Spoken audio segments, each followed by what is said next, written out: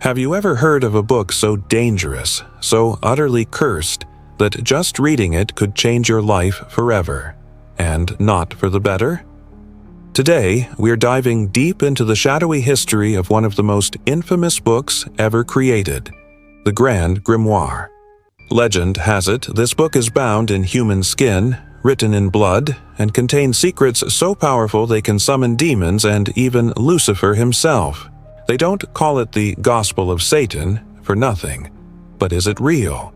And what happens to those who dare to open its pages? The story begins in the 18th century, though some claim its origins are much, much older, dating back to the biblical King Solomon. The book is said to have been discovered in his tomb in the 1750s.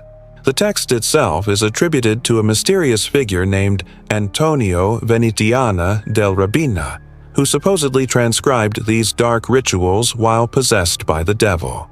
Now, that's one heck of an author's credit, isn't it? Unlike other grimoires or spellbooks that focus on alchemy or summoning minor spirits, the Grand Grimoire aims for the top. It's a step-by-step guide to making a pact with the devil. It details the precise tools you'll need, the incantations to chant, and the sacrifices required to get the Prime Minister of Hell, Lucifuge Rofacal, to appear before you. This isn't just about asking for a favor. The book describes how to force these powerful entities to do your bidding. The catch? You have to offer your soul in return. It's the ultimate high-risk, high-reward contract. The grimoire is divided into two main parts. The first book contains the instructions for summoning and making a pact with Lucifuge Rofacal. It's incredibly specific, describing how to create a magic circle, what clothes to wear, and how to forge a special blasting rod to command the spirits. It even gives you the demon's signature, so you can be sure you're dealing with the real deal. Talk about a verification process. The second book is where things get even more intense. It's filled with spells and charms for nearly every purpose imaginable. Finding hidden treasure, making yourself invisible, winning the lottery, making someone fall in love with you, and even raising the dead. It's a supernatural Swiss Army knife, but every tool comes with a terrifying price. So, where is this book today? That's the million-dollar question. The most persistent rumor is that the original copy is locked away in the Vatican's secret archives, deemed too dangerous for the public. The Church, of course, has never confirmed this. It makes you wonder, though, if it's just a work of fiction, why would one of the most powerful institutions in the world feel the need to hide it? Over the centuries, countless tales have emerged about people who tried to use the Grand Grimoire. Stories of individuals who successfully performed the rituals and gained immense wealth or power, only to meet a tragic and horrifying end. Their success was always short-lived, followed by madness, misfortune, or a mysterious death. It seems the devil always comes to collect his due. Of course, skeptics argue the Grand Grimoire is nothing more than a fantastic piece of folklore, a product of a time when superstition and fear of the unknown were rampant. They point out that many different versions and translations exist, most of them printed in the 19th and 20th centuries. These widely available copies, they claim, are just sensationalized fiction, designed to shock and entertain. But what about the original? Does a single handwritten manuscript from the 1750s penned by a possessed man actually exist? Believers will tell you it does.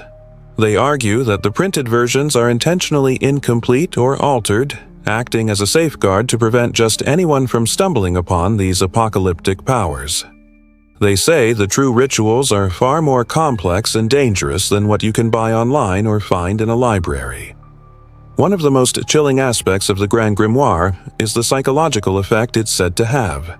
According to legend, the book itself possesses a malevolent consciousness. Just owning a copy, even a modern reprint, can invite paranormal activity into your home.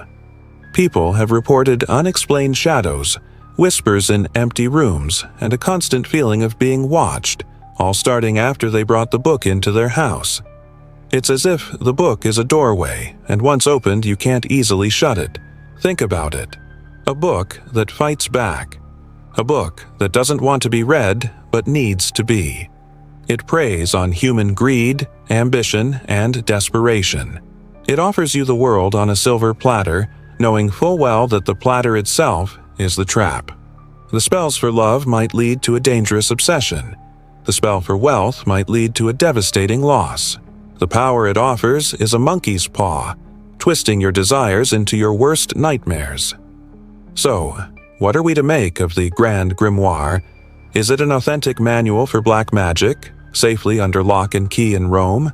Or is it one of the most successful horror stories ever told, a legend that has captivated and terrified people for centuries? Perhaps the truth is somewhere in between. The real power of the Grand Grimoire might not be in its spells or incantations, but in the idea of it. It represents the ultimate temptation, the promise of unlimited power at the cost of your very essence. It's a story that forces us to ask ourselves, what would you be willing to sacrifice to get everything you've ever wanted? And would it be worth it? Whether you're a believer or a skeptic, the tale of the Grand Grimoire serves as a chilling reminder that some doors are best left unopened, and some knowledge is too dangerous to seek. Because once you look into the abyss, you never know what might be looking back. What do you guys think? Is the Grand Grimoire a real artifact of immense power, or just a fantastic campfire story?